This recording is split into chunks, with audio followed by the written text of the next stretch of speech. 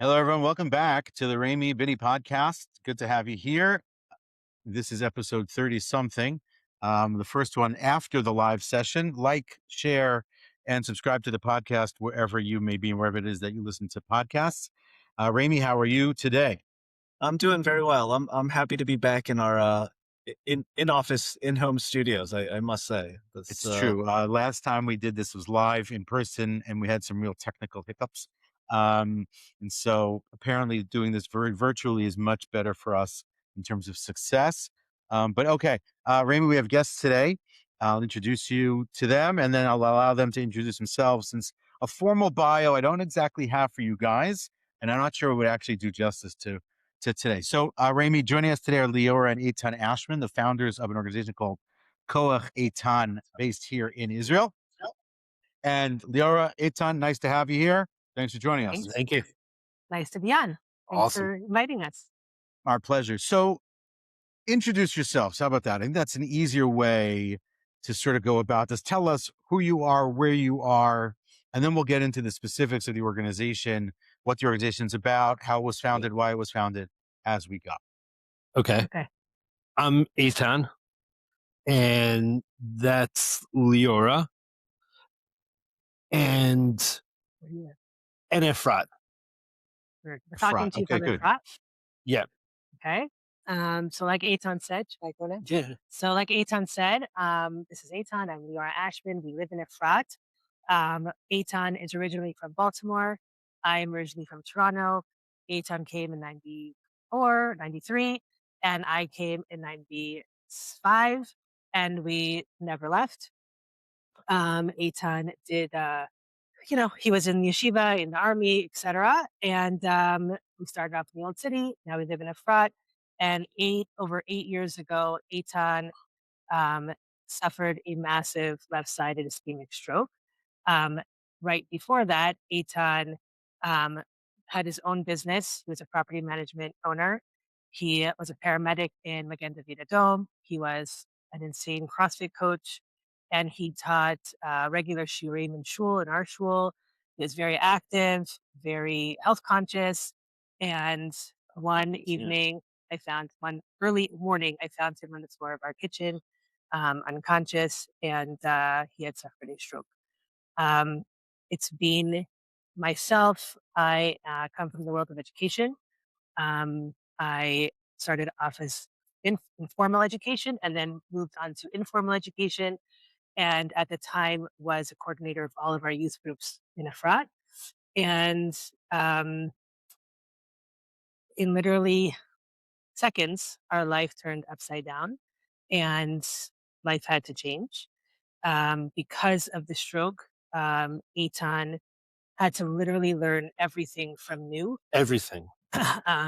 He This he doesn't have the use of his right arm. right arm. His right side is very weak. Yeah. He lost all of his memory from before the stroke. Yeah. He suffers from neurofatigue, and he now also on top of all of that has something called aphasia. Right. It's an effect of the stroke when the language center, which is found on the left side of the brain, is damaged. You can have aphasia, which means it is hard for Eitan has words like you heard him, Yeah. but he can't get all of those words out. Yeah. There's different kinds of aphasia. Some people have words, some people have sounds, some people have no words or no sounds at all. Some people have lots of words, but those words don't make sense in context to the conversation that you're having.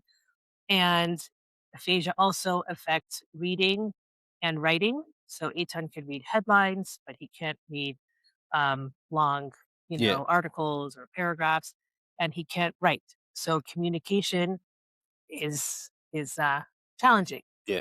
And within that challenge of learning to live life differently, Eitan, myself first, and then Eitan came on board, but we saw the need. The need sort of approached us in terms of the fact that there was not a lot of support for family members dealing with the effects of brain injury.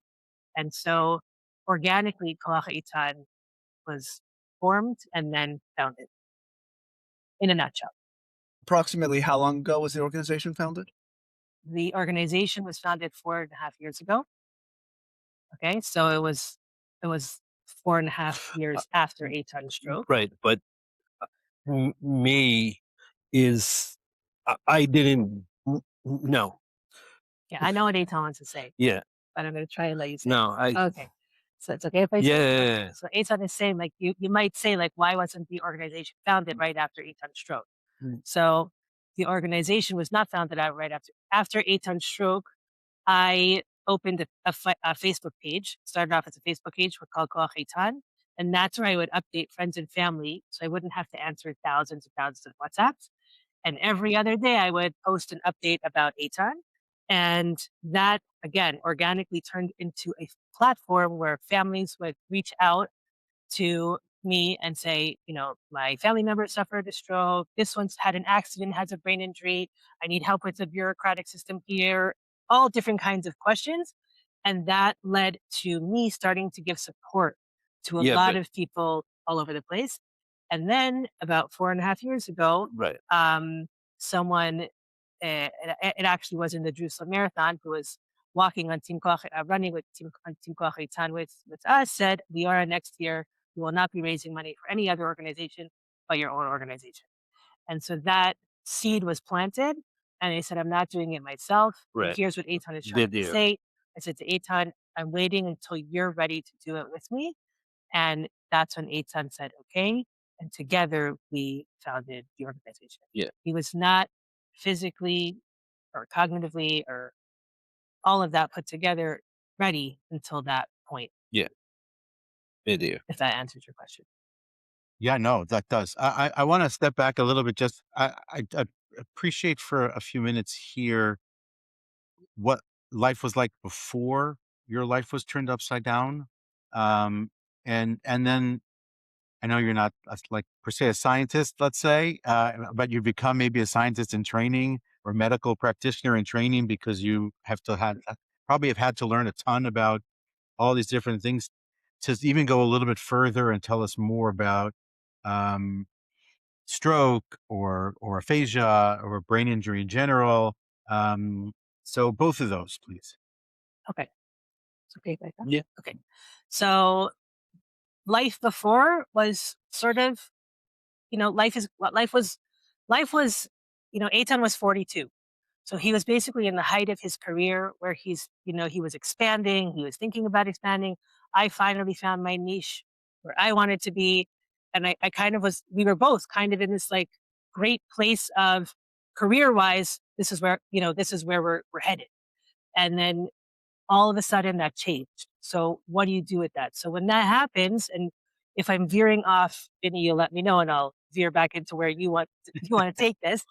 But when that happens, you sort of go into flight mode or fight mode. And me being me as a doer, I went into fight mode, and so survival mode, if you will. And so that meant that Eitan was in the hospital. He was in the hospital for about 4 months in house total, 4.5 months. He was in the ICU for a couple weeks. Then he was in the neuro ward, and then he was in the neuro rehab, and then he came home, and then he was an outhouse rehab patient for about another 6 Oh, I months. didn't know that. Yeah. Oh, So wow. so when that happens, what do you do with your kids, with your family, with all of that, all of those pieces of the puzzles? Well, thank God here in Israel we live in a community where Yeah. everybody stepped in and everybody helped. And Eitan's parents, thank God, were awesome, and his family was awesome. So we did have a lot of help. If you ask me, well, what happened with your kids during that time? I would tell you, I really have no recollection. The community just stepped in and took over. Part of the reason for that was because there was no organization that could help me with my kids. I reached out to so many people. It was the summertime. Our oldest was going into the army. Our youngest was starting yeshiva, mechina. Our middle was somewhere in between, and our youngest was 13. She was 15, and our youngest was 13. So they were not yet, out of the house. They were young, and so everybody stepped in. The paramedic volunteers took turns sleeping in the hospital with him. There were charts for everything, and that is how we sort of took over. A stroke, you asked what a stroke can happen. I don't know if you know what a stroke is. A stroke is when there's oxygen is Yeah. not provided to the brain, so brain cells begin to die. So a stroke can happen at any age, at any time, at any place, and anywhere. Eitan really had no signs of stroke. For those listening, I'm just going to throw it in. Signs of stroke is B, fast. B, if your balance is off. Eyes, if you see double a little bit. F, if your face starts to droop. A, if you have trouble raising your arm or your leg. Speech, if your speech is slurred. Time, get yourself to the hospital. So Eitan had a headache. It was on a Saturday. Eitan had a headache. He came home from the synagogue. He went to do a CrossFit training that night. We were supposed to go on vacation, and that never happened. So all of that was like, there were no signs for that in terms of aphasia and in terms of all the effects that come with a stroke. Like I said, Eitan had to learn everything from scratch. That meant he had to learn how to swallow again, he learned how to talk again, he learned to walk again, he learned how to everything. I once gave him a scissor. I remember saying, Eitan, this is a scissor. He didn't even know what to do with the scissor. Everything from beginning. We tried to play tic-tac-toe. We tried to make an O. It would come out a squiggle. So aphasia is when there's a little bit of when you plug a plug into the wall. So you want to plug the wall, but you can't plug it in. There's a short. So Eitan knows exactly what he wants to say. It's all there, but it just can't be executed. So, and more people have aphasia than Parkinson's. More people have aphasia than have MS, but not a lot of people know. And so I had no idea what it was. Our family had no idea what it was. Eitan's friends had no idea what it was. So when Eitan came home from the hospital, nobody really knew what to do. And we were sort of in like this weird place of like, okay, now we have to teach first we have to learn about it, and then we have to teach our community about it, especially Eitan's friends. And there's a big fallacy of, well, what happens when you come home from the hospital? When people are ill, they're in the hospital for treatment or they're in the hospital for whatever they're in for, and then they come home. Well, when you come home, what happens? You're okay. He's home. Thank God. Everything's okay. Well, that wasn't the case. And thank God. But that is the fallacy of any sort of illness. When someone comes home, they're home. But what happens with that whole recovery period afterwards for brain injury survivors, it can sometimes be a lifetime. And that is something that a lot of people do not take the time to really understand, and what goes into that recovery. What is that person dealing with? In terms of aphasia, why don't people know? Well, stroke usually tends to happen in older people. Yeah. So they don't have the capacity or the bandwidth to go and advocate for themselves. And when you have a stroke or when you have a brain injury, you don't have the energy to go and do the same thing. And said caregiver is the same thing. We are tired. We don't really want to do it, but you have to find those people who can. And so usually the people that know about aphasia or the effects of brain injury and living with those effects are either medical personnel, therapists, family members, somebody that knows somebody with. But even so, if you don't live with that person, you will really never fully understand. And that's why we made it our mission. Koach Eitan really started off as a lot of advocacy for brain injury and aphasia, and then it expanded over time into innovating materials for individuals like Eitan to try and bring them back into community, into their places of community, and also giving support to family members and individuals who are living with the effects of brain injury and aphasia. So it sort of happened over time. I hope I answered your questions in terms of Yeah. medical. All right. Good. There's no cure for No. aphasia. Can I? Yeah, Eitan wants to add something. No. Oh. I'm You're good. yeah. Oh, you want to go? Yeah. Okay. Yeah. Eitan's yeah. gonna cop out. He's actually having a procedure tomorrow, so he's gonna. Thank you very much. Good luck tomorrow. Thank you. Thank you. Thank you. Okay, I'm back. Leora, can I ask, Benny asked you before about what your life looked like before and after, and you did a great job articulating that. I want to ask a similar question.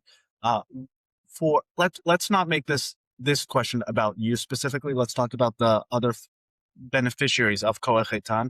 What does life look like for them before they've met your organization? And then what happens afterward once they have met your organization? Sure. Great question.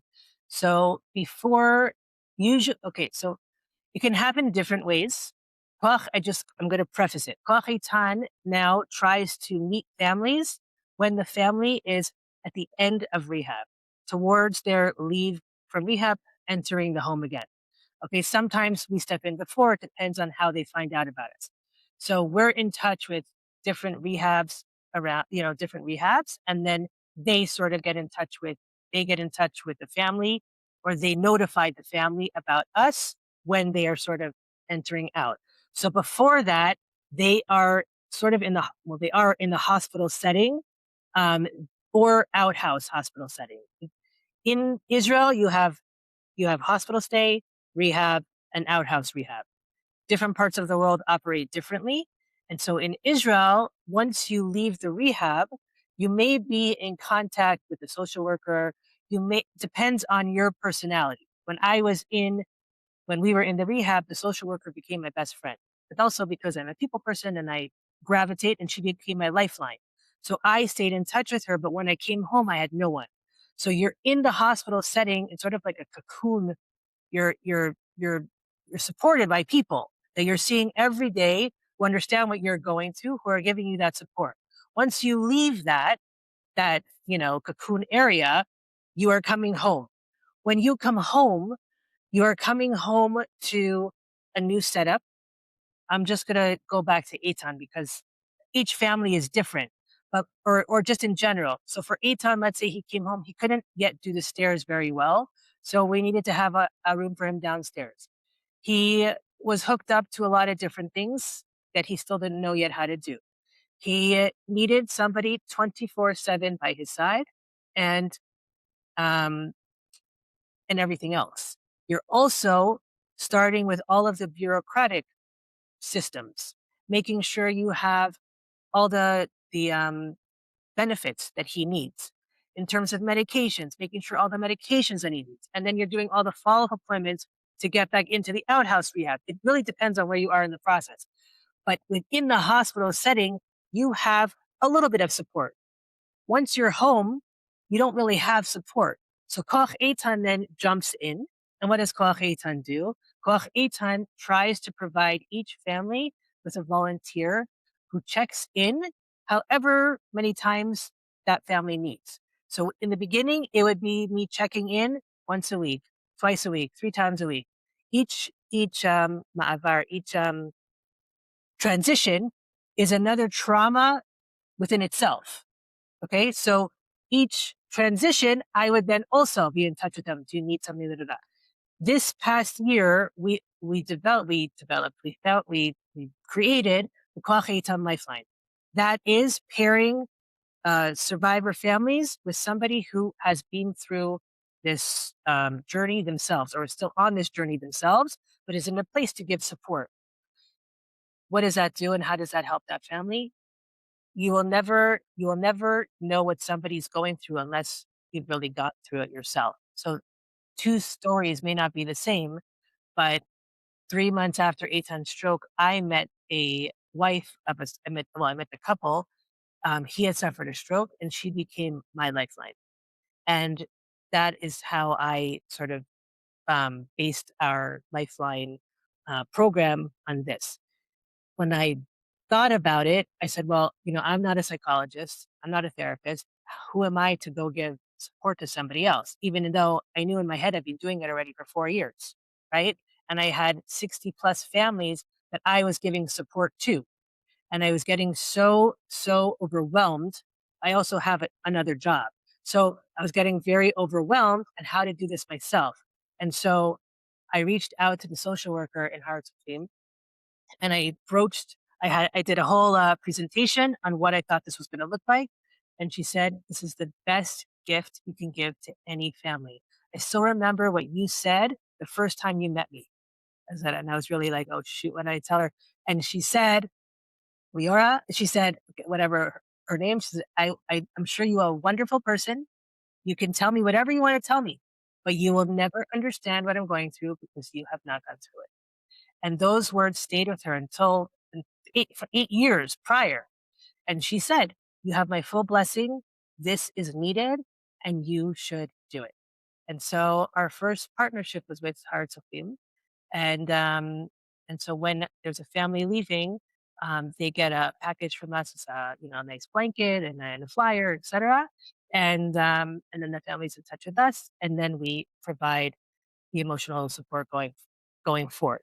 That it also includes some evenings that we have, women's evenings, family evenings, men's evenings, etc., just to give them a little bit of respite, and the check-ins and holiday packages, etc., etc. It's really just so that nobody should go through this alone. So you're saying there was nothing here at all dealing I mean, it shouldn't shock me, but it does shock me a little bit that there was nothing at all in this space, and that people were just going home and figuring it out, like, or not figuring it out and suffering through. There are organizations. There are a couple of organizations brain related, but they don't do what we do. There is the Adler Center for Aphasia, which Eitan was part of for a couple of years. They're amazing. They are a center for people that have aphasia. That's groups, like their group, not therapies, but group sessions for different Mhm. things. There's 929, there's painting, there's so many different things. There's also therapy included, but there really wasn't anything for me that I could just go to and feel part of something that somebody understands. In our first women event, we had it for moms and wives. We had over 18 women. And even though we were all in a different situation, again, each story is different. Each survivor is different. But each one reiterated how they finally found somebody who understands. They don't even have to say anything, and we understand what they're going through, which is not an easy thing at all. Um, when someone goes through a brain injury, there's a lot of loss. And Eitan and I talk about this openly. There's a loss that happens to the survivor, and there's a loss that happens to the family member as well. And you have to learn how to navigate life anew. And it's hard. It's hard, but it doesn't mean that within the challenge, there's can also be positive. There can also be support. There can also be growth. And that can only happen when you have the support that you need.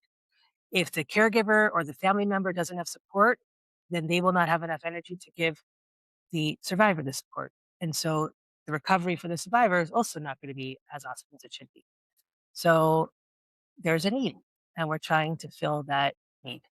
So can you take us back one more time to I think you said there was a run, a marathon that was a catalyst for this. But so at what point did you decide this is going to go from something that is grassroots to something that is more structured and needs to be formalized?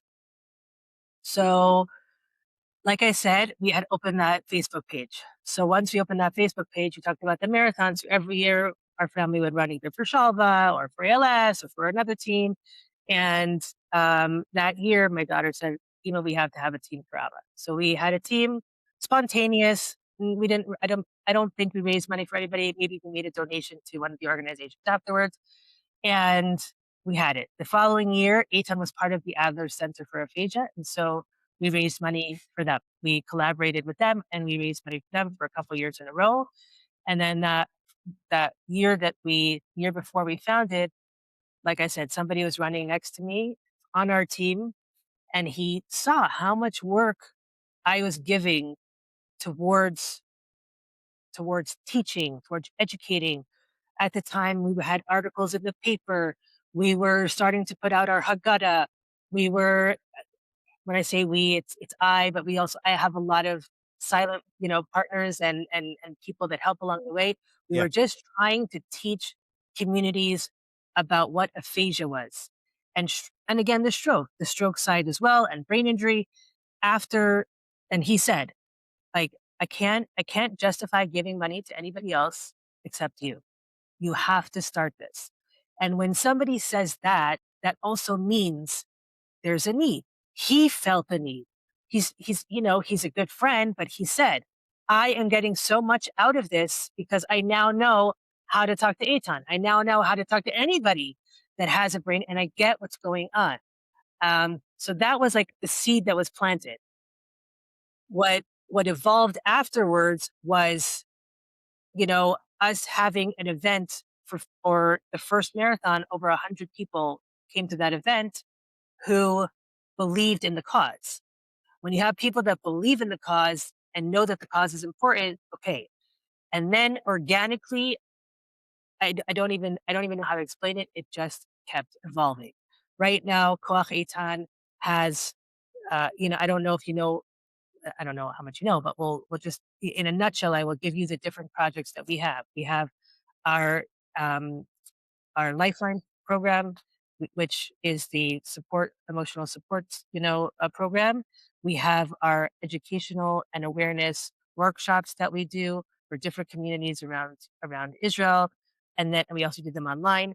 And we have our Jewish um, inclusive life, I would say, where we try and innovate materials, and we try and bring the people, and this goes for Jewish people, but it could be for anybody because we also do it. We also have our let's talk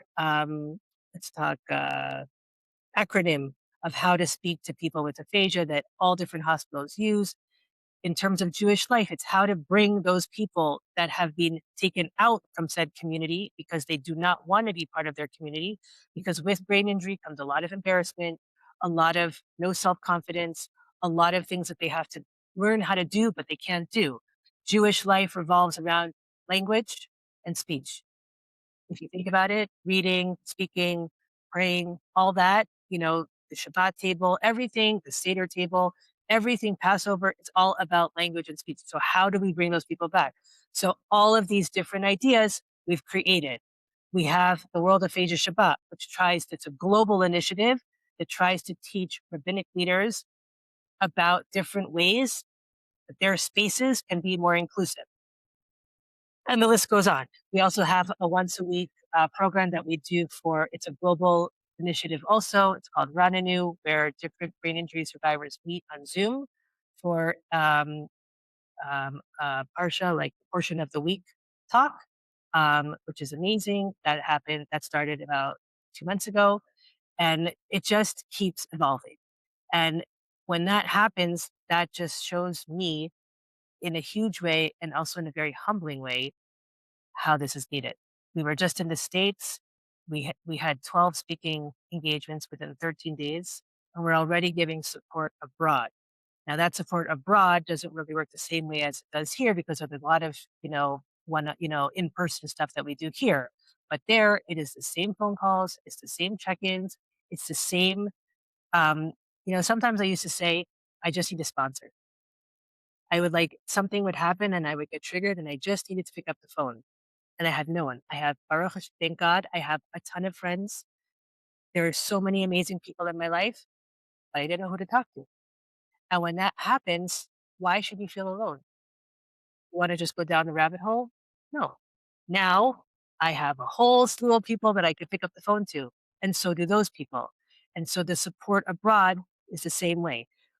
We also we also had a meeting with the Sinai Hospital in Baltimore, and hopefully we're going to be collaborating with them on some different things. Everybody who is involved within the health world, within brain injury or aphasia, can help each other. There's room for so much of it, but here in Israel, we really did not have the emotional support that we needed. And How so did you that know? How did you know what to do? Like I mean, you're 4+ years into this, right? So you're looking back a little bit at it, and now you're looking forward. But like, and Raimy and I have spoken to a number of founders of companies and nonprofits. Each has their sort of founder tale as to how they ended up in what they were doing. And obviously we've heard some of yours today, but in terms of just the work, you weren't an executive in an organization. You weren't employed in an organization in that way. And like, how do you know what you want to do next, or how did you know what to do at all when you're sort of putting that together? I didn't. I want to say I still don't, but I have a lot of great people that are in my corner. When we first founded, we founded the organization. Our organization sits under the Organization of Giving. It's a charity under giving. You know, giving helps.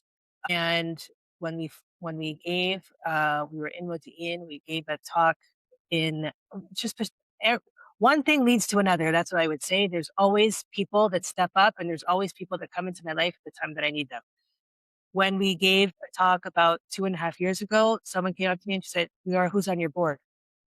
And I said, and she's like, "We need a board." And so from that conversation led to me making a board. My board is amazing. From that conversation led to more conversations, led to more conversations. It's a lot of learning, a lot of learning, and I'm still learning. I'm not going to be shy about that. I'm still learning, and thank God we just hired 2 people.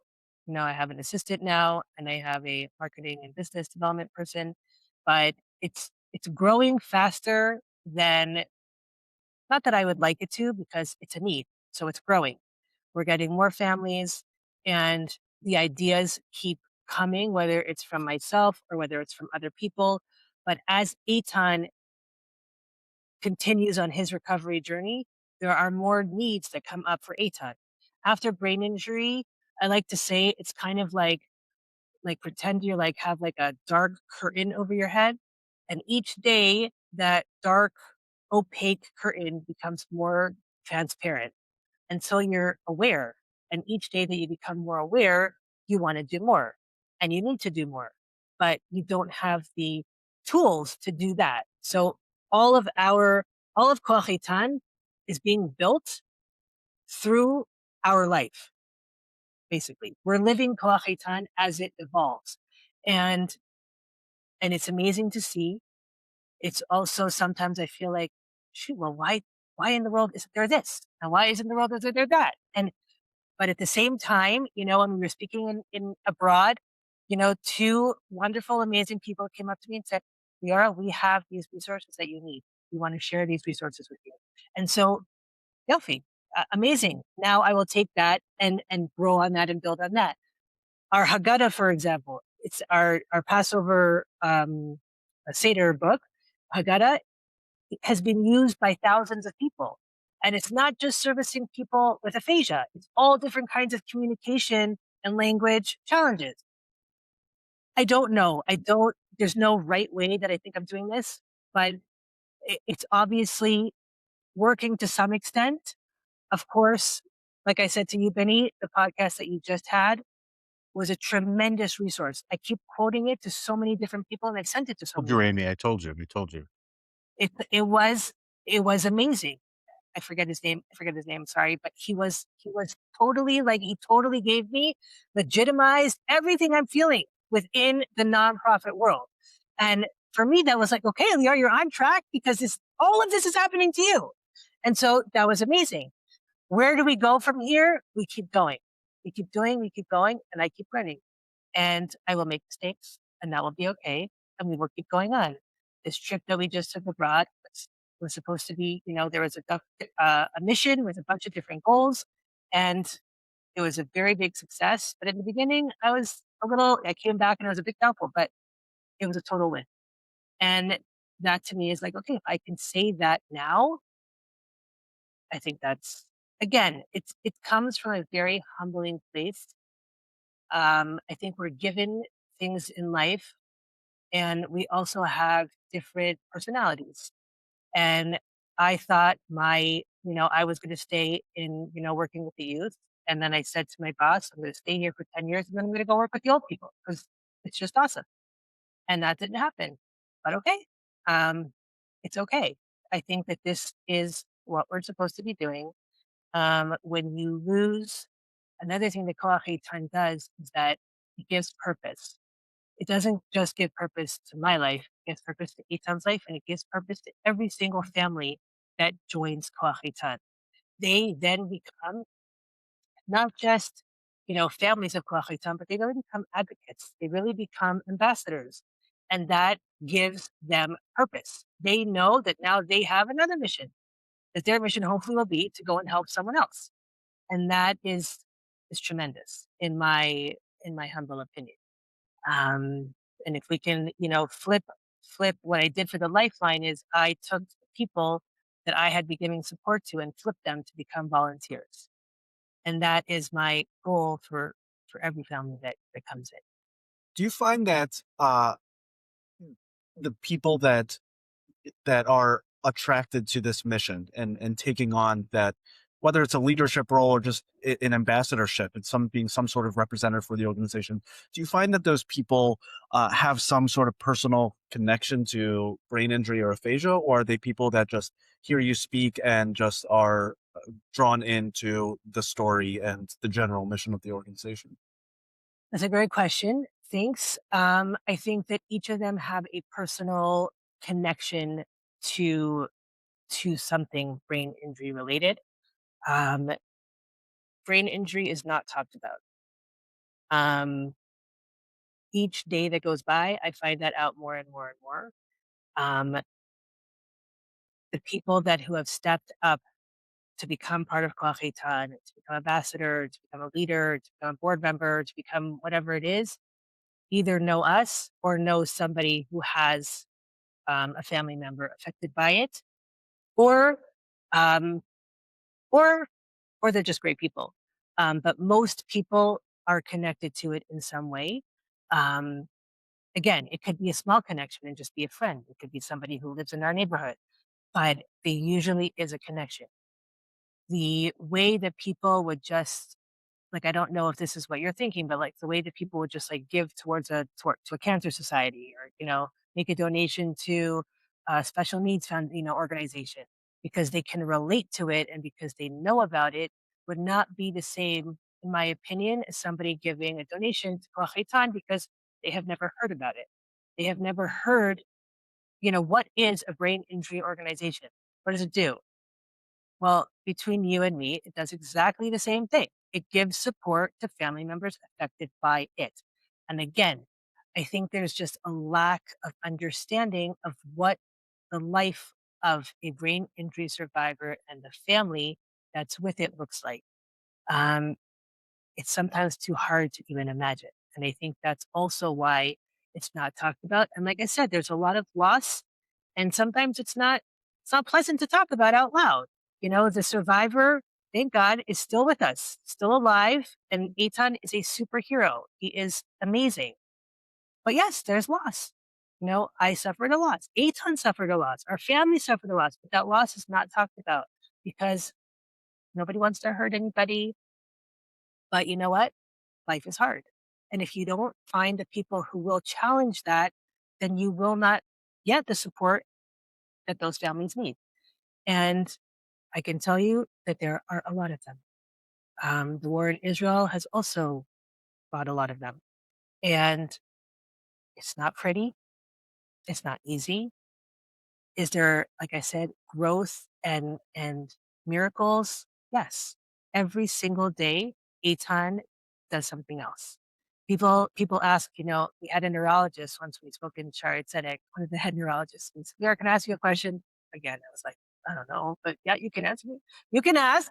And he said, do you believe that there's a certain time of recovery, a certain allotted time for recovery? After X amount of time, plateau. And I said, no. Each time that person is engaged, each time that person is challenged, each time that person is spoken with, that person can recover. If that person is surrounded by love, support, and engagement, that person can recover. Thank God he agreed with me. But that's what it is. So we want to give the family members the strength to be able to do that. We want the communities to know that if that survivor comes home, show up, take that first step. Don't be afraid, because what happens when anybody goes through a trauma? Your neighbor goes through the worst case thing possible next door. Are you the first person there? Probably not. We tend to take a step back because we don't know how that person is going to react. So if we don't take that first step, we're never going to know. What's the worst thing that could happen? The person doesn't want to see you. But then what's the worst thing that you could do after that? Don't take another step back. Try again. Show up again. Eitan was part of so many different communities, and I could probably count like on two hands the amount of, it's less than a quarter, which is hard. In a relationship, there are two sides. When someone suffers a brain injury, especially when the communication part of the brain is damaged, that relationship is still two-sided, but it becomes very one-sided. And so how do you take that relationship and continue it to be two-sided? So if you would send Eitan a text message, he might answer, he might not. If you send it again, he may answer with a emoji. He may answer with a text of like one word, but you have to then take that thumbs up or that sign that he did like this, which means everything. You got this. It's awesome. All of that. And take that and take with it like, a whole answer for you. And then keep that relationship going. Eitan's friends now know how to have full conversations with him. Like it never happened. He has chavruses now. He has learning partners now. We have been able to reconnect those people and teach those people how to have those, long-standing relationships.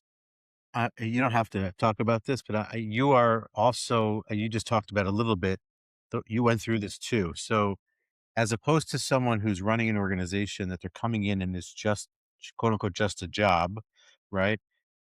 You are living it in every single aspect of your life all the time, right? So if you're open to sort of just opening that door a little bit and seeing it from the standpoint as the founder and the leader of the organization, who's also the spouse of the person who went through this, I'm just curious how you do that on a day in, day out basis and still go, because it's amazing to hear, but it's like that's a lot. So I'm just sort of trying. I fully want to understand that. Sure. Um, Thanks for seeing that and for seeing me. Um, it's a lot. I'm not going to lie. It's a lot, but I also see the need. And each time a family member sends a message or calls, it's giving me purpose and it's also giving me energy. So when me, Leora, personally, if I am not busy, then there's more time to think. And when there's more time to think, there's more time to think about what isn't and what is and and how it was and how it isn't. And I don't love going down that path. So I tend to try and keep busy. Yes, am I extremely busy? Yes. I do have a job that I work to pay my pension. And, the other factor is also when people suffer a brain injury, some of them can no longer work again. So there's a big financial stress that is, blessed upon us as well. And so that, so I do have that job. In terms of the organization, like I said, we are we are still starting, and until we can raise the capital, so I can do this full time, I will keep working. It's a juggle, and I think that's one of the hardest parts of being me right now is the juggle. We have four children, a daughter-in-law, and a grandson, thank God. And so there's a lot. There's a lot of family dynamic. My mom is in the States. My father passed away in between. There's a lot of, it's a lot. But me personally, this is how I thrive. And I'm not going to say that I don't get overwhelmed. I'm not going to say that I don't have my breakdowns, that I don't have my crap that everybody goes through or that I go through. I do. But I also now have the people that I can ask for support. Before this, I went through 6 psychologists. Not one of them was able to do it for me. This is able to help me. And so I'm not just doing it for them, I'm also doing it for myself. It's a win-win. And that's what Koach Eitan also is. we give each other strength. Yes, running an organization is insane. Um, and I hope and pray that I can just keep doing it with Eitan by my side. Um, and I hope that I can just learn enough that we can just, take it off the ground. Tomorrow we have our next women's event, and I'm looking forward to it because I'm looking forward to that respite, which will also be a respite for me with my people. And so it's giving me hope. It's giving me strength. When there are people that message me and say, I just needed to hear that from you today. Amazing. All I did was send them a message and thinking about you. That's it. That's it. When someone gets that package before the holidays, because nobody's going to send a person a package before the holidays if they're home from the hospital, they're not sick. Why should you get a holiday package? Holidays are triggers. That holiday is not going to be the same as it was before the stroke or the brain injury or the accident. It's not going to be the same. So when that person gets that holiday package, somebody was thinking about me, and that is life changing. After the hospital, to have somebody you could pick up the phone to and say, and again, everybody will come into Koach Eitan at a different part of their recovery. In the beginning, you'll probably have nobody because nobody wants to talk to somebody who's mimicking their own trauma. I didn't want to talk to anybody at first. It took me a long time to actually reach out. Like I said, that person became my lifeline, but not initially. It took some time. But there will come a point where the person will say, now I need it. And when they do, we are there. And when Eitan needed, he couldn't say the blessing over, to give blessings to his children because he couldn't read that blessing. We made a blessing card with icons, and now he can. Everything is doable. You have to think outside the box, and you need to be proactive. Each place in each country should be accessible. There should be no places that you can't get into. We're running the Ashkelon Marathon this year. We started last year because the Jerusalem one was too inaccessible for Eitan. There are too many people. It is too crazy. Once you get in, it's like IKEA. You can't get out. So we decided to switch. When Eitan came home, the dinner table, the Friday night dinner table, it just was not working. I nixed our table and I got a round table. Why did I get a round table? Yes, I always wanted a round table, but I got a round table because Eitan could see each person at the table. And that was life changing. All of these little tools are life changing. When someone goes to the bureaucratic, in Israel, it's called Bituach Leumi, which is like the, how do you say that in English? It's like your, It's like the um, insurance, like a national insurance. where No? you get assessed for your rights for disability rights. I get it. I can't even tell you how many times I get this phone call. Leora, I'm on the way for our first evaluation. What do I need to know? I'm like, what do you mean you're on the way? We're in the car on the way. I'm like, dude, you can't call me when you're on the way. So, the first valuable piece of information I will give them is talk to your spouse or your loved one and tell them that they are awesome, but that you have to make it look not make it look, you have to tell them the truth that he can't do this, he or she can't do that. It's so degrading. It's so degrading. But you have to make sure that he knows that he is awesome or she is awesome, but it has to be said so that you can get your rights. Number one. And then the list goes on. But that's, I can't even tell you how many times that's happened. And then they know, then they know. So usually when I meet the family for the first time, one of the things I'll tell them is, and before you go, pick up the phone. But there are so many different things that families need to know. And a lot of it happens just organically as they go through it also. And if they're able to pick up the phone when they're either on the way to something or they're in a rut because of something else, or, they want to go away on a vacation, but they can't, then what happens? If you talk about it, sometimes it makes it a little bit better. And sometimes we can offer advice, different ways, different, again, just other ways of thinking. I'm laughing because I was about to ask you, or if there's like a leadership lesson that you've learned or surprised you, but I feel like in the last 10 minutes you threw out like 25 of them. So I don't know if it's the most appropriate question, but is there? I'll ask it anyway. Is there like a leadership principle that sort of guides you as you're going through this, especially considering, you're just putting one foot in front of the other. It Yeah. sounds like. I think the leadership role would be not to give up. I think the leadership role would be lead by example, and be kind. Um, first and foremost to myself, which I'm not always so kind to myself because I'm a little bit of an overachiever, but and a perfectionist. But I think the leadership would just be to lead by example, um, and to keep going. It's very hard for me to, it's very hard. It's hard to live by, keep going when sometimes, it just, you can't. And you don't live in my house, but more often than not, I'm like, I'm done. I'm not doing this anymore. And it just keeps going on because it has to keep going on. Then I get that one phone call that says, I just can't believe it. This has helped me so much, or whatever it is. And that just gives you the strength to go on. Or we get a new family. And when you do that, when that happens, the need is there. And so, um, yeah, it's just, I would just say lead by example and kindness to others, to myself, to Eitan, yeah. I'm sure the fundraising must be very hard, but I imagine you're like really good at it. Like I can't imagine someone saying no to you. I just don't see how, like, the energy and obviously the personal story, but that attitude and that approach and that sort of humility about, I don't, I didn't choose this.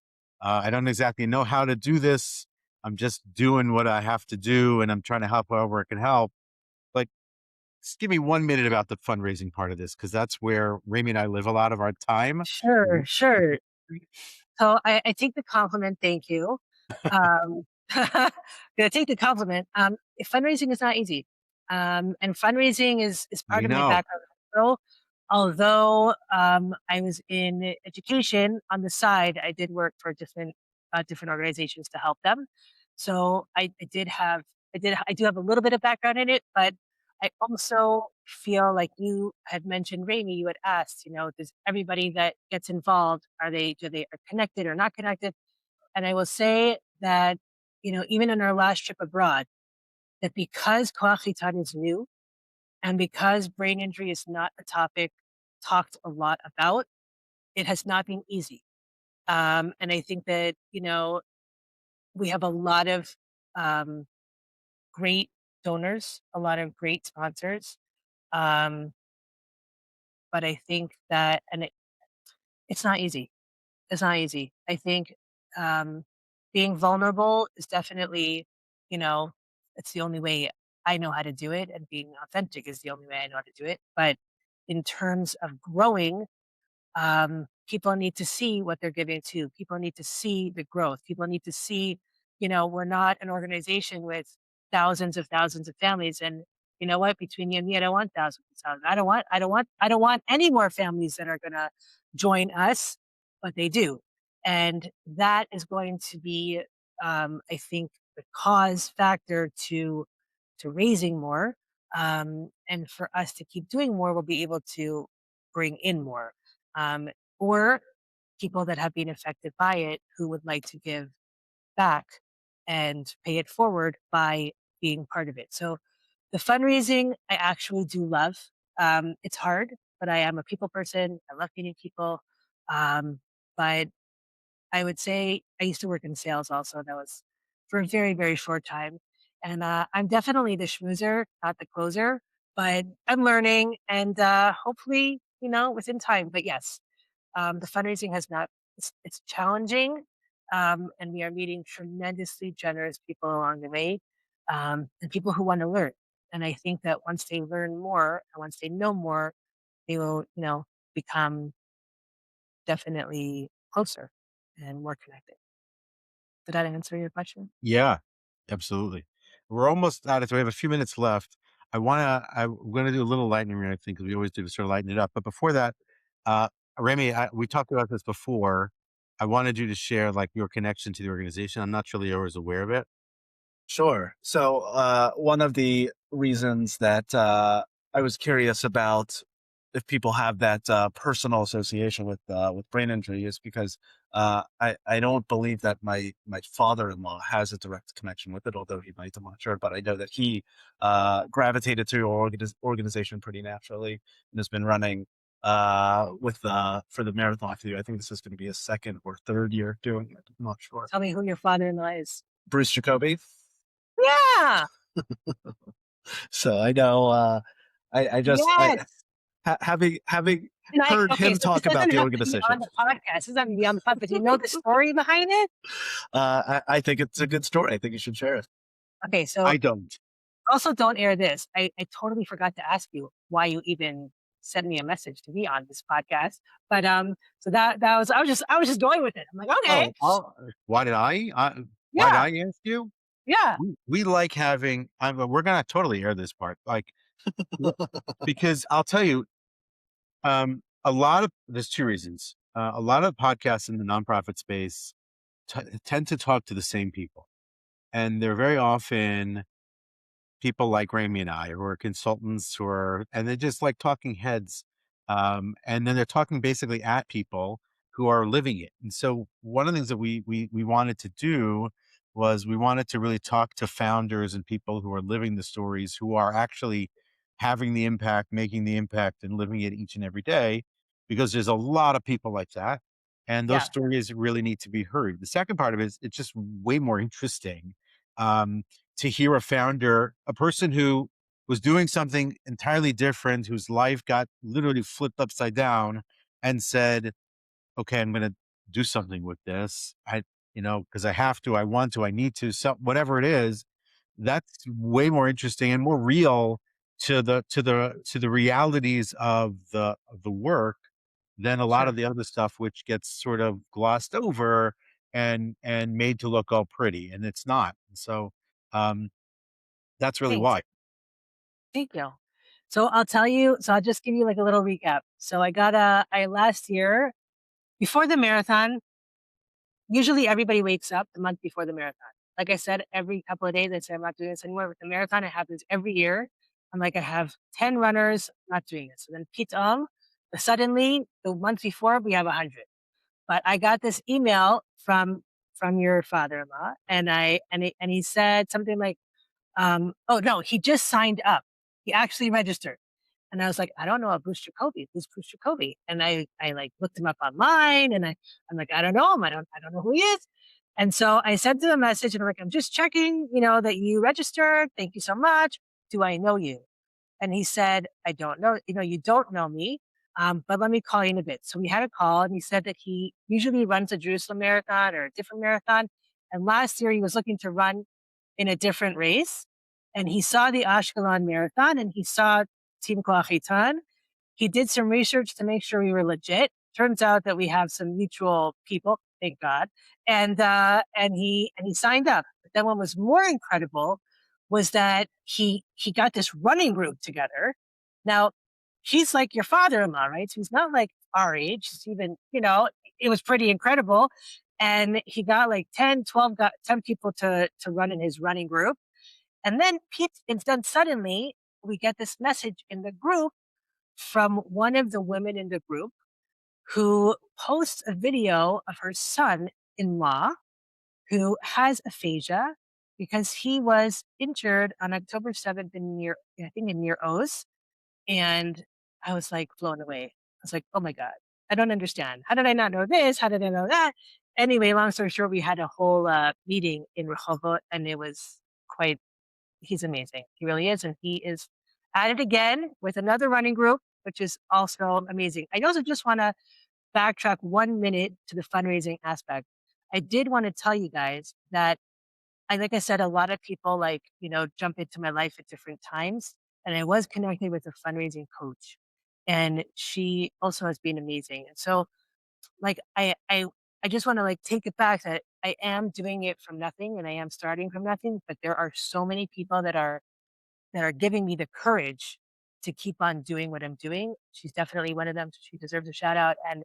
And my business development guy and my board, who really believes in what I'm doing. So if it wasn't for those incredible people, that helped me along the way, I probably would have stopped a long time ago. But I think it also adds legitimacy to what Koach Eitan is trying to do. And if we didn't have that, I would say, okay, it's not needed. But so they really are showing me giving me the courage to continue to pivot. Amazing. So, okay, last three lightning. By the way, Raimy, you can cut that piece and just play it on like repeat at your father-in-law's house because you Shout just say out put to this Team out there. Muhammad. It's pretty incredible. But like I said, just I guess people are just like planted in my life, which is they just drop and they're just incredible, just like you two. Same A thing. great attitude to have about it. I can appreciate that. Okay, here we go. Ready? Morning Yeah. or night? Are you a morning person or a night person? So I'm kind of neither. I'm so sorry. I know this is crazy. You're all over I'm it. Okay. used to be a morning person. It's very hard for me to get up in the morning because everything is in my face again. And I'm just gonna be honest about that. It's very hard for me. And I'm not a night person because after 9:30 my brain shuts off, but I do go to sleep late. So it's more of my energy is day related. A book that changed how you think about people. I think that every book you can learn about people. Rabbi Sachs has definitely taught me. Lord Jonathan Sachs has taught me a lot. Yeah. And a book that came up recently was Letters to Talia. I don't know if you've ever read it.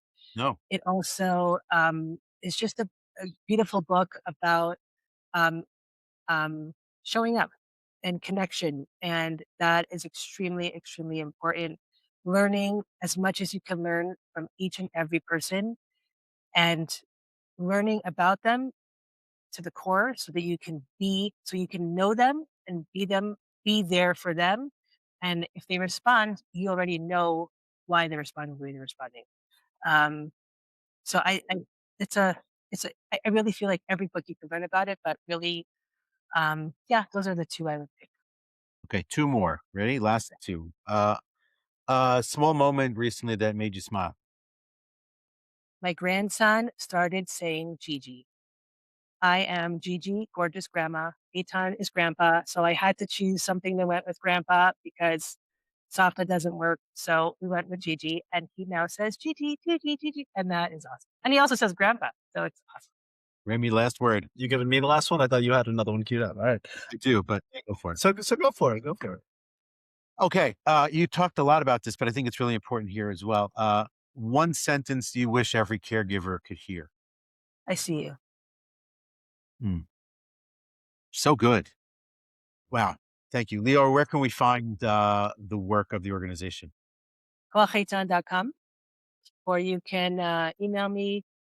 Everything is on koacheitan.com. Email, WhatsApp, it's all there. If anybody wants to reach out, if anybody needs support, I'm always available for anybody. And when's that run? March 13th in Ashkelon, Friday, March 13th. Friday the 13th. Okay, cool. Yes. If you'd like to sign up, you have like 2 days left. You can I'm run giving you with guys Raimy's father. a little bit of leeway. Amazing. Okay. That is it for today. Thank you, Leo, for joining us. Thank you. Also, please share with Eitan for joining us as well earlier. Yes. Everything that I said is also with Eitan, Totally. Okay. Totally. Thank you Thank so you, much. Like, share, and subscribe to the podcast everywhere, the Raimy Bini Podcast. Thank you so much, everyone. Have a great day. Raimy, have a great day. Leora, thanks so much. Thanks.